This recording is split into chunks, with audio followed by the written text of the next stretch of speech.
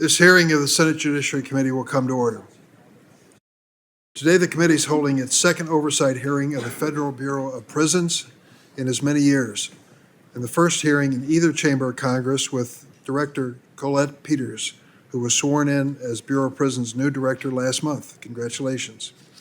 Director Peters, you've been appointed to lead the Bureau of Prisons at a time of great challenge and opportunity. It's no overstatement to say that in recent years, the Bureau has been riddled with mismanagement and sadly with scandal.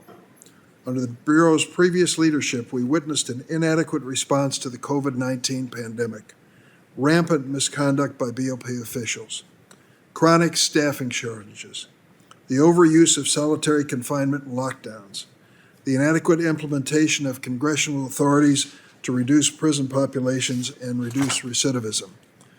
Due to this series of misfortunes and failures, I called for the Attorney General to replace your predecessor with a reform-minded director who was not a product of any Bureau bureaucracy.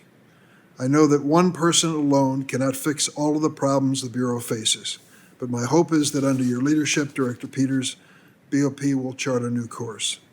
There are more than 140,000 adults in the Bureau's custody and nearly 35,000 employees, many of whom share my desire for change.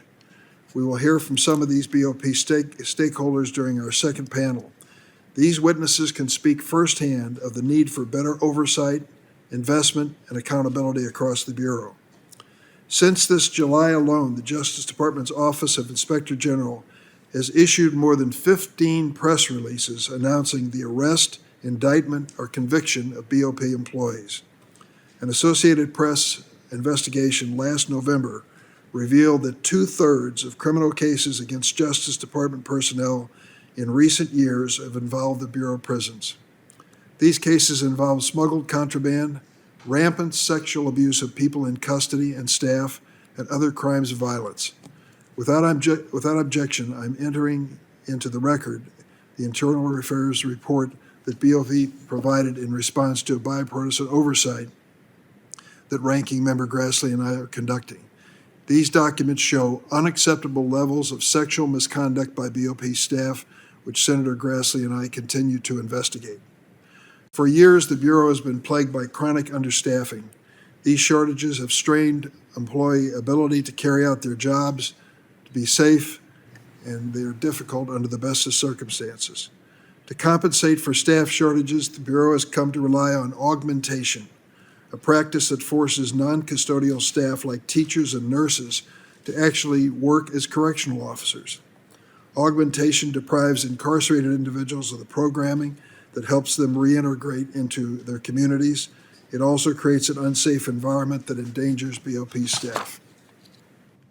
In recent years, members of both sides of this committee, including myself, Ranking Member Grassley, Senator Booker, Senator Lee, Senator Whitehouse, Senator Cornyn, and others, have come together to enact bipartisan legislation aimed at responsibly reducing the federal prison population.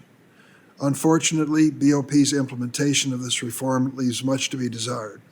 More than 3 years after President Trump signed into law the landmark First Step Act, many incarcerated people who have participated in recidivism reduction are still waiting for the earned time credits they were promised as a result of their work. And BOP continues to resist petitions for compassionate release from eligible individuals for age, medical, or other compelling reasons. When BOP does use authorities Congress has authorized, the experience has been positive. Consider this. Between March 2020 and July 2022, the Bureau of Prisons released 11,043 people to home confinement under the CARES Act. Only 17 have been returned to prison for new criminal conduct. 17 out of 11,000.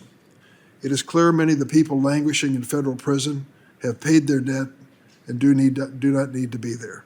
They should be developing vocational skills, receiving mental health counseling and educational services, and re-entering society as productive members of our communities. Our federal prison system, in many critical respects, has failed to fulfill its fundamental purpose, to provide safe, humane conditions of confinement and ensure the positive return of incarcerated individuals to the community. I would just say parenthetically, I've served for some time in the House of Representatives and in the United States Senate. If I could write the rules for members of Congress, I would require them in every 2-year period to take a foreign trip, which many do not. It's the only way to come to understand this world that we live in. And secondly, to visit a prison every 2 years. See what we're talking about when we talk about law and order, criminal sentencing, and incarceration, and see it firsthand. I'm hoping with your leadership we can finally chart a new course at the Bureau of Prisons. Now I turn to Ranking Member Grassley.